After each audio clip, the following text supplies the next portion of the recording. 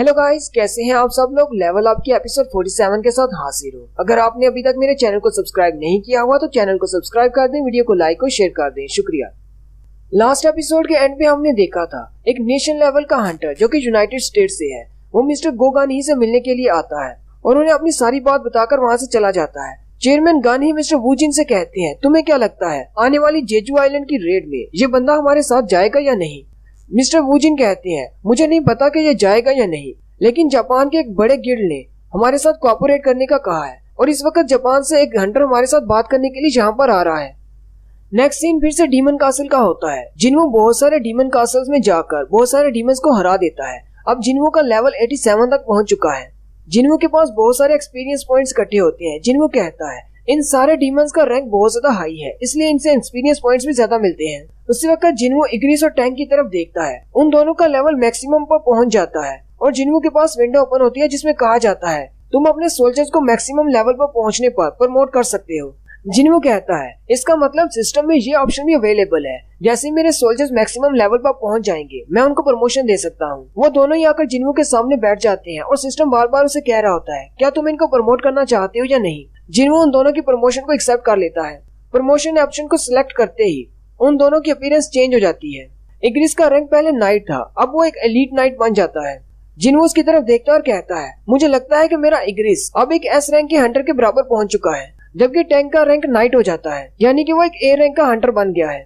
उसी वक्त एसएल जो कि जिन्वो के पास ही खड़ी होती है उसे कहती है, क्या तुम्हें पता है कि तुमने अब तक कितने ज्यादा क्लैंस को खत्म कर दिया है। जिन्वो से कहता है, तुम्हारे क्लैन को छोड़कर टोटल 9 क्लैंस हो गए हैं, क्योंकि मैं इस वक्त 89 फ्लोर पर हूँ। एसएल जिन्वो से कहती है, जैसे ही आप 90 फ्लोर पर जाएंगे वहाँ पर आपको बहुत ज्यादा पावरफुल नाइट्स का सामना करना पड़ेगा, क्योंकि ऊपर वाले 10 क्लैंस बहुत ज्यादा पावरफुल है। अगर हम लोग उनके साथ निगोशिएशन करें तो क्या पता वो हमें अपने एंट्री पास ऐसे ही दे दे। जिन्वो एसएल से कहता है, अगर मैं तुम्हारे क्लैन से कमजोर होता तो क्या तुम लोग मेरे साथ निगोशिएशन करते, तुम लोग तो मुझे वहीं पर मार देते। जिन्वो की बात सुनकर एसएल हैरान हो जाती है। जिन्वो से कहता है, ये दुनिया ऐसे ही चलती है, अगर तुम स्ट्रॉन्ग नहीं हो तो तुम मारे जाओगे। साथ ही जिन्वो एसएल से कहता है, तुमने कहा था कि तुम्हारा रेडिस क्लैन बहुत ज्यादा कमजोर है, अगर मैं बाकी सारे क्लैंस को हरा देता हूँ तो इसका मतलब तुम्हारा रेडिस क्लैन ऊपर चला जाएगा। एसएल उसे कहती है, मेरे क्लैन का नाम रेडिस नहीं रेडिर है। एसएल जिन्वो से कहती है, लेकिन आपने मेरे क्लैन को क्यों छोड़ दिया। जिन्वो से कहता है, क्योंकि मुझे तुम पसंद आ गई हो। ये बात सुनकर वो फिर से शर्माना शुरू कर देती है। जिन्वो कहता है, मुझे लगता है मैंने फिर से कुछ गलत कह दिया। फिर जिन्वो 90th फ्लोर पर चला जाता है और कहता है, जैसा कि एसएल ने कहा था, यहाँ के डीमंस बहुत ज्यादा पावरफुल है, नीचे वाले सारे फ्लोर्स के मुकाबले में यहाँ के डीमंस ज्यादा पावरफुल है। जिन्वो सारे फ्लोर्स को क्लियर करते हुए 97 फ्लोर पर चला जाता है। 97 फ्लोर तक पहुंचने तक जिन्वो का लेवल भी काफी ज्यादा बढ़ चुका है। जिन्वो का लेवल 90 पर पहुंच गया है। एसएल जिन्वो को देखकर बहुत ज्यादा हैरान होती है और कहती है, इस इंसान ने तो हमारे रैंक 5 के क्लैन को भी बड़ी आसानी से हरा दिया। क्या सारे इंसान इतने ज्यादा स्ट्रॉन्ग होते हैं। जिन्वो से कहता है, नहीं, सारे इतने ज्यादा स्ट्रॉन्ग नहीं होते, कुछ होते हैं। जिन्वो सोचता है, हमारे कोरिया में मुझे लगता है कि सिर्फ 2 ही ऐसे हंटर्स हैं जो कि एस रैंक से ज्यादा पावरफुल है। चेयरमैन गो गानही और चाइन, वो दोनों ही पावरफुल है बाकी के सारे एस रैंक के हंटर्स के मुकाबले में। जिन्वो कहता है, क्योंकि मैं इनकी पावर एनर्जी को महसूस कर सकता हूँ, इसलिए मुझे पता है कि एस रैंक के हंटर्स में भी पावर गैप है। जैसे चाइन चोई जोंग से बहुत ज्यादा पावरफुल है, हालांकि चोई जोंग को अल्टीमेट सोल्जर कहा जाता है। जब लास्ट टाइम मैं डीमन कासल से बाहर गया था तो मेरी पावर गो गानही के बराबर थी, लेकिन अब जबकि मैं लेवल 90 पर पहुंच चुका हूँ मेरी पावर गो गानही से ज्यादा है। जिन्वो एसएल से कहता है, तुम अपने फ्लोर पर वापस जा सकती हो, बाकी का सब कुछ मैं खुद ही संभाल लूंगा। एसएल हैरान हो जाती है और जिन्वो से कहती है, क्या अब मेरा कोई इस्तेमाल नहीं रहा, क्या मैं यहाँ पर नहीं रुक सकती।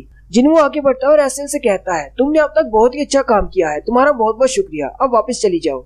एसएल थोड़ी देर के लिए खामोश हो जाती है, फिर जिन्वो से कहती है, नहीं, मुझे वापस नहीं जाना, मुझे देखना है कि तुम्हारा रिजल्ट क्या निकलता है, आखिरी फ्लोर तक तुम कैसे पहुँचते हो और तुम्हारी फाइट का नतीजा क्या निकलेगा। जिन्वो से कहता है, चलो ठीक है, जैसी तुम्हारी मर्जी। फिर वो 98 फ्लोर की तरफ आगे बढ़ जाते हैं। नेक्स्ट सीन रियल वर्ल्ड का होता है, जो कि इंचियन एयरपोर्ट का एक सीन दिखाते हैं, जहाँ पर जापान की तरफ से आया हुआ हंटर लैंड करता है। इस हंटर का नाम रियोजी गोटो होता है, जबकि उसके साथ उसकी एक असिस्टेंट होती है जो कि ट्रांसलेटर के तौर पर होती है, लेकिन वो भी एक ए रैंक की हंटर होती है और उसका नाम हानिकावा होता है। रियोजी एयरपोर्ट पर गुजरते हुए कहता है, मुझे यहाँ पर बहुत ज्यादा कमोशन महसूस हो रही है, लगता है कोई स्ट्रॉन्ग एस रैंक का हंटर यहाँ पर है। हानिकावा उसे कहती है, क्या वो आपसे भी ज्यादा स्ट्रॉन्ग है। रियोजी उसे कहता है, पता नहीं, पर मुझे नहीं लगता कि मुझसे ज्यादा स्ट्रॉन्ग है। उसी वक्त हंटर एसोसिएशन से एक बंदा आता और कहता है, क्राउड की वजह से मैं लेट हो गया। रियोजी से पूछता है, एयरपोर्ट पर क्या मसला चल रहा है, यहाँ पर इतना ज्यादा रश क्यों है। एसोसिएशन का बंदा रियोजी से कहता है यूनाइटेड स्टेट्स एक नेशनल लेवल का हंटर यहाँ पर है जो वापस जाने के लिए रेडी हो रहा है। फिर वह एसोसिएशन का बंदा उनसे कहता है चलिए मेरे साथ आए, मैं आपको हंटर एसोसिएशन की बिल्डिंग में ले चलता हूँ। नेक्स्ट सीन हंटर एसोसिएशन की बिल्डिंग का होता है जहाँ पर चेयरमैन गोगानी सामने बैठी होती है। रियोजी गोटो भी उनके सामने जाकर बैठ जाता है और साथ ही रियोजी के गिल्ड के बारे में बताया जाता है और कहा जाता है कि जापान में टोटल 21 एस रैंक के हंटर्स हैं, जिनमें से 11 सिर्फ रियोजी के पास है। चेयरमैन गन ही कहते हैं कोरिया में इस वक्त टॉप क्लास के 5 गिल्ड्स हैं जो कि पूरे कंट्री को संभाल रहे हैं, लेकिन पूरे जापान में सिर्फ एक ही बड़ा गिल्ड है जो कि पूरे कंट्री को संभाल रहा है। और इस बात में कोई शक नहीं कि चाइना के बाद जापान का गिल्ड सबसे बड़ा गिल्ड है। हानिकावा चेयरमैन से कहती है मैं इनकी बातों को ट्रांसलेट करूंगी, रियोजी सान जो कुछ भी बोलेंगे मैं उसे आपके सामने इंग्लिश में पेश करूंगी। हानिकावा रियोजी की तरफ से चेयरमैन से कहती है कुछ दिन पहले आप लोगों को पता होगा एक चींटी जेजू आइलैंड से जापान में आ गई थी और उसने बहुत ज्यादा तबाही मचाई। हम लोग जेजू आइलैंड को इस तरह नहीं छोड़ सकते, इसलिए हम लोगों ने फैसला किया है हम लोग कोरिया की मदद करेंगे। हम लोग अपने हंटर्स के साथ मिलकर और आपके हंटर्स के साथ मिलकर चौथी रेड करेंगे। रियोजी चेयरमैन से कहते हैं मेरे यहाँ पर आने का यही मकसद है, मैं एक प्रपोजल लेकर आया हूँ, क्यों ना हम अपने एस रैंक के हंटर्स और आपके एस रैंक के हंटर्स को मिलाकर एक बड़ी सी टीम बनाएं और जेजू आइलैंड को क्लियर करने की कोशिश करें। चेयरमैन रियोजी से कहते हैं तुम्हारे कहने का मतलब है हम दोनों कंट्रीज मिलकर अपने हीरोज को वहाँ पर भेजें और एंड्स की कॉलोनी पर हमला करें। चेयरमैन रियोजी से कहते हैं मैं ये बात अच्छी तरह से जानता हूँ कि जापान के एस रैंक के हंटर्स काफी ज्यादा स्ट्रॉन्ग हैं, लेकिन जेजू आइलैंड पर जाना खतरनाक हो सकता है। रियोजी चेयरमैन से कहता है हमें भी ये बात अच्छी तरह से पता है कि जेजू आइलैंड बहुत ज्यादा खतरनाक है, इसलिए हम लोगों ने एक प्लान बनाया है। हानिकावा आगे बढ़ती है और एक पेपर पर लिखा हुआ सारा डेटा मिस्टर चेयरमैन के सामने पेश करती है। रियोजी कहता है हमने सालों से रिसर्च की है और उन एंड्स के बारे में कुछ डेटा इकट्ठा किया है। हालांकि वो एंड्स बहुत ज्यादा पावरफुल हैं, लेकिन एक मसला है, उनकी एक वीकनेस है, उनका लाइफ स्पैन, वो सिर्फ 1 साल तक ही जिंदा रह सकती है। अगर मैं सीधी सादी जुबान में कहूँ तो हमें सिर्फ उनकी क्वीन को मारना है। अगर हम एक बार क्वीन को मार देंगे तो बाकी की सारी एंड्स 1 साल के अंदर मर जाएंगी और जेजू आइलैंड क्लियर हो जाएगा। चेयरमैन सोचते हैं सिर्फ क्वीन को मारना ये काफी अच्छा प्लान है। हालांकि उस आइलैंड पर हजारों की तादाद में एंड्स हैं, लेकिन एक मसला ये भी है कि हम लोग उस क्वीन तक पहुंचेंगे कैसे, क्योंकि आइलैंड पूरा तो चींटी से भरा हुआ है। हमें सारी चींटी को क्लियर करते हुए उस क्वीन तक पहुंचना होगा। रियोजी उनसे कहता है आप लोग बिल्कुल ठीक सोच रहे हैं कि वहाँ पर बहुत सारी गार्ड चींटियां होंगी और उनको पार करना बहुत ज्यादा मुश्किल होगा, लेकिन अगर ऐसा हो कि वो सारी चींटियां अपनी टनल को छोड़कर बाहर आ जाएं और उनकी क्वीन अकेली रह जाए तो फिर हम क्वीन को आसानी से मार सकते हैं। चेयरमैन उनसे कहते हैं लेकिन क्या ऐसा करना पॉसिबल है? रियोजी कहता है पिछले 3 सालों में 3 बार ऐसा हुआ है और हमने तीनों बार के डेटे को अच्छी तरह से जांच किया है। साउथ कोरिया के हंटर्स ने 3 बार रेड करने की कोशिश की थी और तीनों बार जब वो जेजू आइलैंड पर लैंड हुए चींटियों ने अपनी टनल को छोड़ दिया और उन पर हमला करने के लिए बाहर निकल आई, जबकि क्वीन उनकी वहाँ पर अकेली रह गई। एसोसिएशन वाले जो बॉस उनका बहुत ज्यादा हैरान हो जाते हैं। हानिकावा उनसे कहती है हमने इसको बहुत ज्यादा एग्जामिन किया है, हम डिटेल रिपोर्ट आपको पेश कर रहे हैं, आप इसको खुद भी चेक कर सकते हैं, ऐसा वाकई में हुआ है। रियोजी उनसे कहते हैं मेरे गिल्ड में 11 एस रैंक के हंटर्स हैं, उनमें से 10 एस रैंक के हंटर्स मुझे शामिल करके हम सारे 10 एस रैंक के हंटर्स आपके साथ इस रेड में हिस्सा लेंगे और हम लोगों का काम ये होगा हम सब लोग मिलकर उन सारी चींटियों को टनल से बाहर निकालेंगे और आपके सोल्जर टनल के अंदर जाएंगे और जाकर एंड क्वीन को मारेंगे। चेयरमैन रियोजी की बात सुनने के बाद सोचते हैं इसका प्लान तो काफी ज्यादा दमदार है। अगर 10 एस रैंक के हंटर्स उन सारी चींटियों को बाहर निकाल लेंगे तो टनल में सिर्फ क्वीन रह जाएगी, हमारे हंटर्स उस क्वीन को मार सकते हैं। रियोजी उनसे कहता है हमारे 10 हंटर्स टीम्स में बढ़ जाएंगे और आइलैंड के चारों तरफ फैल जाएंगे और अपनी पावर्स को रिलीज करते हुए उन सारी चींटियों को बाहर निकाल लाएंगे। जैसे वो चींटियां अपनी टनल को छोड़कर बाहर आ जाएंगी, साउथ कोरिया के हंटर्स हेलीकॉप्टर में वहाँ पर लैंड करेंगे और सीधा टनल के अंदर जाकर चींटियों की क्वीन को मार देंगे।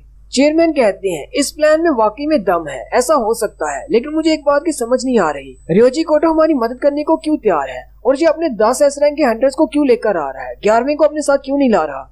जबकि उसी वक्त रियोजी भी यही सोच रहा होता है अगर एक बार मैंने एस रैंक की डंजन को क्लियर कर लिया तो फिर मुझे भी एक नेशन लेवल का हंटर बना दिया जाएगा, क्योंकि नेशन लेवल के हंटर उन्हें कहा जाता है जिन्होंने कम से कम एक बार एस रैंक की डंजन को क्लियर किया हो। और इस वक्त जापान को एक नेशन लेवल के हंटर की बहुत ज्यादा जरूरत है, जो कि मैं बनने वाला हूँ। साउथ कोरिया मेरे इस प्लान को मना कर ही नहीं सकता, मेरा प्लान बिल्कुल परफेक्ट है।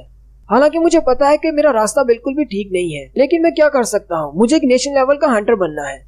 जबकि चेयरमैन गन ही ये सोच रहे होते हैं जापान के मुकाबले में साउथ कोरिया में सिर्फ 8 एस रैंक के हंटर्स हैं। मैं काफी ज्यादा बूढ़ा हो चुका हूँ, मैं रेड में हिस्सा नहीं ले सकता। मिन ब्यांगू जो कि रिटायर हो चुका है वो भी हिस्सा नहीं ले सकता, इसलिए हमारे पास सिर्फ 6 ही एक्टिव हंटर्स बचते हैं जो कि इस रेड में हिस्सा ले सकते हैं।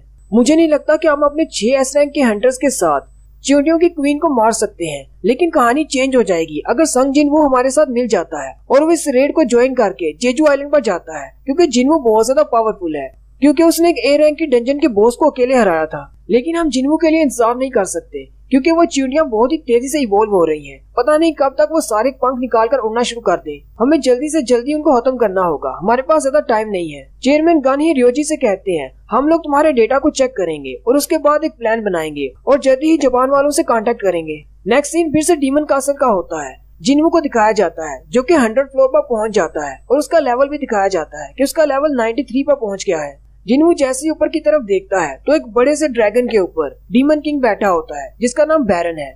जिनवू बैरन की तरफ देखता है और कहता है, ये तो बहुत ज्यादा स्ट्रॉन्ग है, क्या मैं इससे जीत सकता हूँ? और यहीं पर हमारी एपिसोड 47 का एंड होता है।